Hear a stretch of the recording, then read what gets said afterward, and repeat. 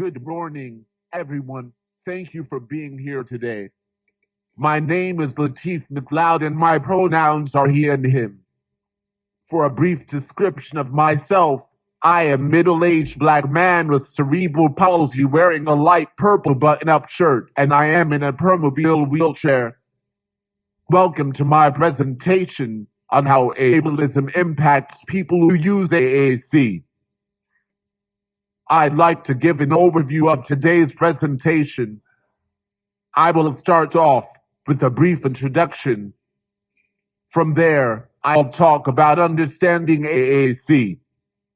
And then I will define ableism and give some historical and personal impacts of ableism.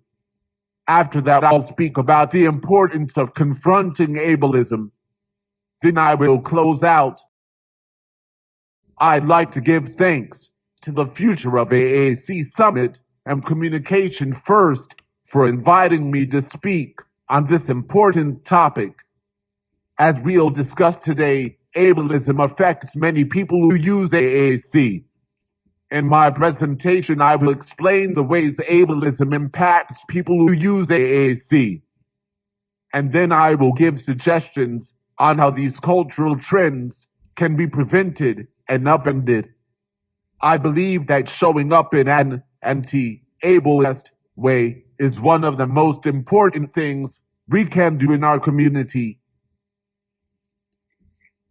When discussing ableism and AAC, we must first clearly define some terms.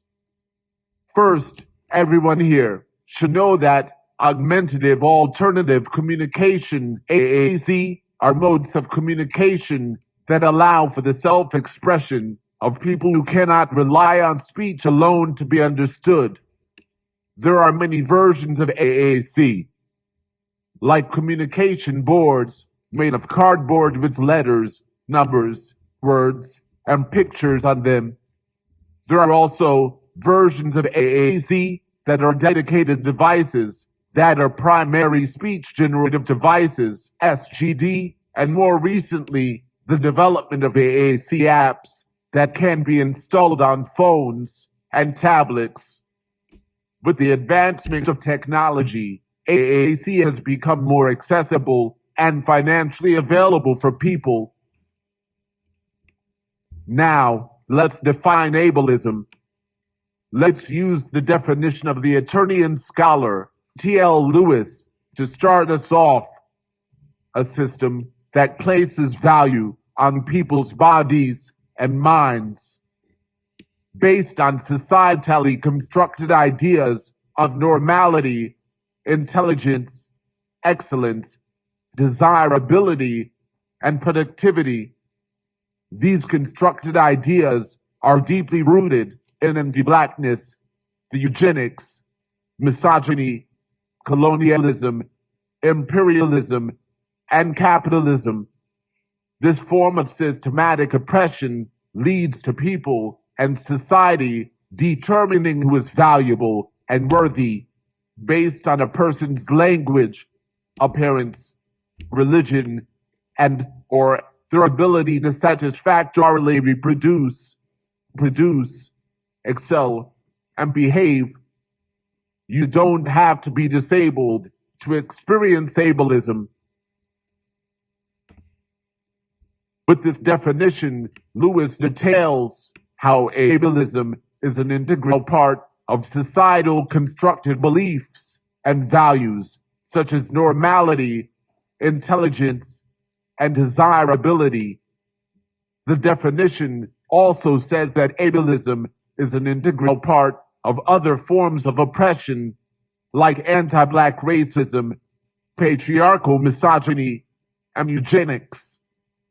It also states that ableism is a form of oppression that determines people's attributes like appearance, religion, or their ability to conform to certain cultural standards. Essentially, ableism is one way our culture enforces our social order and hierarchical structures. Anyone can be a victim of ableism if they do not follow societal norms that our culture sets for people's bodies and minds. In fact, we need to realize how corrosive the oppression of ableism is on our culture and society. Ableist ideologies have led to America attempting to erase disability from its social fabric. Since the late 19th century and the beginning of 20th century, American cities passed ugly laws. These laws barred people with disabilities from being seen in public. It was also the period that the American eugenics movement was striving to end people with disabilities from being born and reproducing.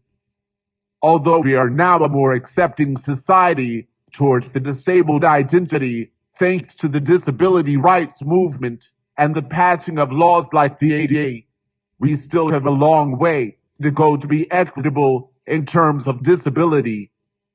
Most of us have trouble envisioning what a fully equitable and inclusive society for disabled people would be like. I think this is because for much of human history, the able-bodied mind and body was prioritized and valorized so much that to start prioritizing the needs and desires of disabled people becomes something that goes against the grain of our culture.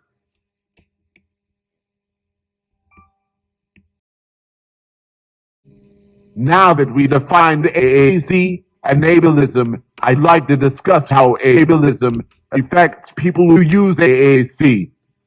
As a person who uses AAC, I have encountered a number of times when people assume incorrect conclusions about my intelligence or competence just because I communicate with an AAC device. I always had an impression that some people were apprehensive in talking to me because I use an AAC device to communicate. I think that people are accustomed to having the people that they converse with communicate orally with a quote normal cadence with them. Any variant from that mode of communication can be too much of a change and off-putting for them. I am involved with CommunicationFIRST, and we have a term for this type of ableism. We call it speechism. We define speechism as the prejudice and discrimination of people because of their language, use of language, or mode of expression is deemed inferior. Speechism usually occurs when the dominant group determines that a person's mode of communication is irrelevant for them because it is strange or incomprehensible. Speechism adversely affects people who use AAC when people do not think their mode of communication is valid or should be listened to. People like me face this mode of oppression daily. A more pernicious and insidious aspect of ableism is how it obstructs the true reality and the intricacies of the disabled experience. The trick of ableism is to convince people that the able-bodied mind experience is the only legitimate and valid experience, and that all other experiences that deviate from this norm should be ignored. So, there is a preconceived notion that despite some challenges and physical barriers that disabled people face, we all share the same primary experiences. This frame of mind does not recognize that many disabled people and able-bodied people experience their lives differently. This idea makes invisible all the ableist experiences that we as disabled people have to face. From alienation in our home and family life to exclusion from the job market and exclusion from sexual and romantic relationships. This is compounded for people who use AAC, especially those who have challenges explaining to the full extent how these ableist experiences affect them. Even I sometimes have trouble getting people to comprehend why I reacted so negatively to some of the ableist experiences that have happened to me. These types of ableist experiences cannot be changed by removing structural barriers or by policy changes. There must be a shift in culture where people start collectively confronting all the ways that ableism affects our lives and our culture. Because even if you do not identify as disabled, ableism affects you too. In the forefront of this movement, self-advocates are starting to discuss the ableism they experience and also their proposals to dismantle this form of oppression in books, film, in presentations like this one, and in dialogue with other members of our various intersecting communities. We also need to be encouraging and welcoming as a community as new people who use AAC start to speak about the ableism they experience. As more discussion of these topics occur, it will give people with disabilities more strategies and ways to explain the ableist experiences happening to them.